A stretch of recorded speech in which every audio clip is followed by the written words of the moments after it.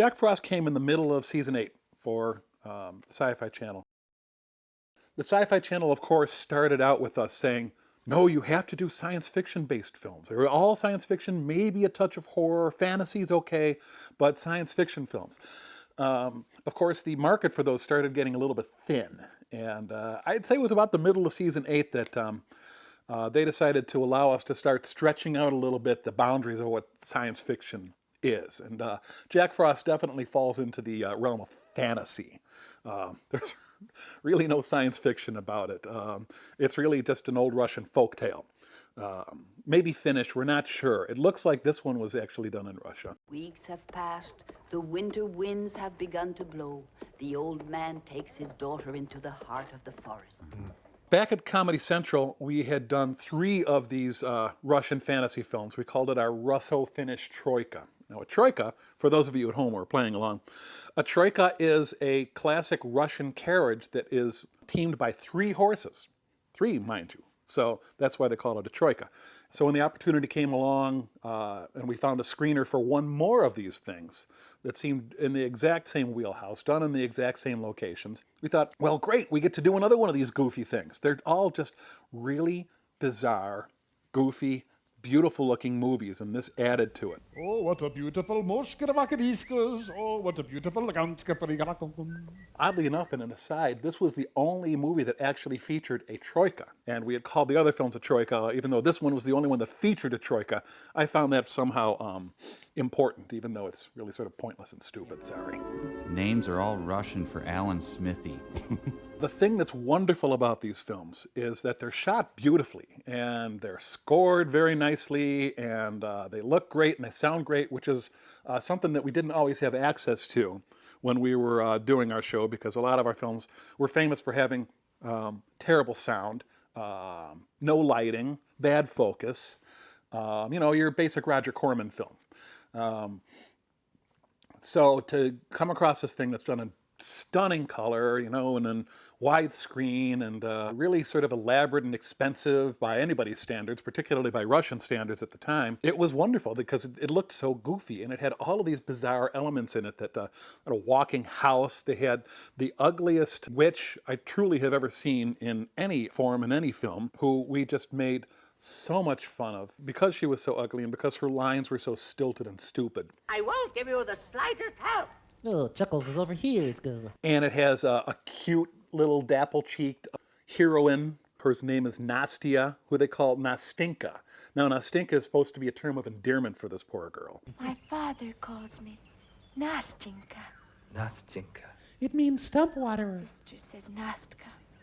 Stepmother calls me Viper. Which is totally bogus. And then the hero is this guy who looks a lot like Simon Le Bon from Duran Duran. I mean, a lot. Can't tell whether he's wearing a wig or not, but he's got this sort of meaty-looking shock of blonde hair that looks very wiggish, even if it's not a wig. And he's our hero. At one point, he gets turned into a bear, and the person who turns him into the bear is a magical little mushroom man. He's about this high, and he really is sort of an annoying little asshole through the whole film. There was really no good reason except that he was impolite to the mushroom man, that the mushroom man turned him into a bear. But he turns back out of a bear and then falls in love with Nastinka. In the meantime, Nastinka is in a very bad home life. Her sister, who looks sort of like Boris Becker in a girl wig, is just awful, and so is her mother. They abuse her and treat her very meanly, and of course tell her that she's not beautiful even though she's cute and she's gorgeous. And the ugly stepsister is truly an ugly stepsister. So it's the sort of like classic fairy tale stuff, except that it rambles around and becomes very hallucinatory at times when the mushroom man comes in. Of course, anytime you have a reference to mushrooms in a film, we all know exactly what we're talking about. And the witch has these teeth that are like tusks, and she's just so unappealing to look at all the time, and yet they go out of their way to make sure that she shows leg on several occasions. So it's very disturbing in that way. Doing what we did in Mystery Science Theater and riffing on a dubbed film always had its unique set of challenges because, you know, the lip sync was off, the lines were not the way they were supposed to be. They're almost like jokes to begin with. I'll give you much harder work next time.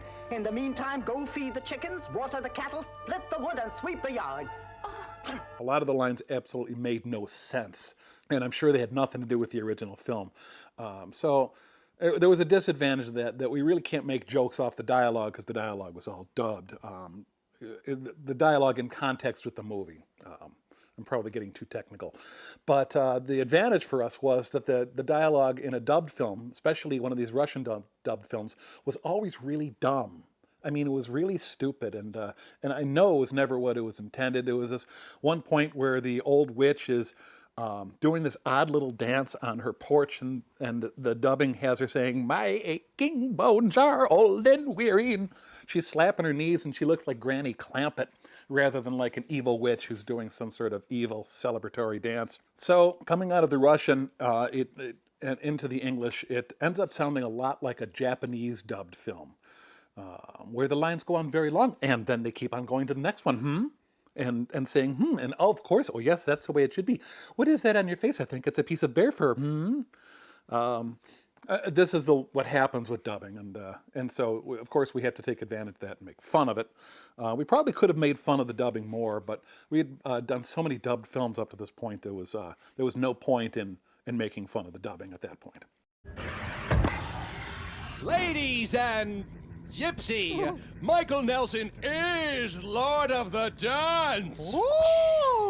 This film we did in 1997, so that was 12 years ago. You know, the 90s. You remember the 90s. I mean, now the 90s is a subject of a nostalgia show on VH1, so that's how old this damn thing is. So I don't know, we made a point not to do any sort of humor that was too topical. Of course, then, if we could take advantage of it and make it really silly, then of course we would do that. Hence, Mike Nelson playing Michael Flatley at the beginning of this, which is one of my favorites. Mike, it's over, huh? Hey, Lord of the Pants, can you tear yourself away from yourself for a minute? Mike was a little shy about taking his shirt off on camera, but he did it a whole lot for saying he was shy. And in this one, I think he was particularly happy to take his shirt off because we got to make fun of Michael Flatley as the Lord of the Dance. It was, don't know if everybody remembers that, but he was, for some reason, he was considered God in the world, and that was a point where being an Irish dancer was the equivalent of being a rock star for some reason. I think he was more popular than Aerosmith at the time. So Mike came out, and of course, all he does is stand there with his arms straight at his sides and jump up and down, and then at the end, raise his arms and pant a lot, just like Michael Flatley did. And it was all inspired by that stupid, endlessly running ad they had for Lord of the Dance. When it was coming to your town, they'd show this ad over and over again on the local TV, and so I think it really pissed us all off. And so we decided to stick it to Michael Flatley, and we did in our own special way. I have a feeling that Michael Flatley never saw a frame of what we did to make fun of him, but I really don't care because it made us all feel a lot better afterwards. This was the first of many that we did were really sort of off point from the sci-fi classification, and we always liked getting away a little bit from science fiction because there were new things to joke about. You can only joke about sputtering rockets on strings so many times before they get really tiresome. So it was a delight to have this really bizarre, sort of beautiful looking Russian film to do. Quick, there's a sale on babushkas at Bloomingdale skis. Chernobyl's exploding again. Let's go watch. I can't think of much else to say about this movie.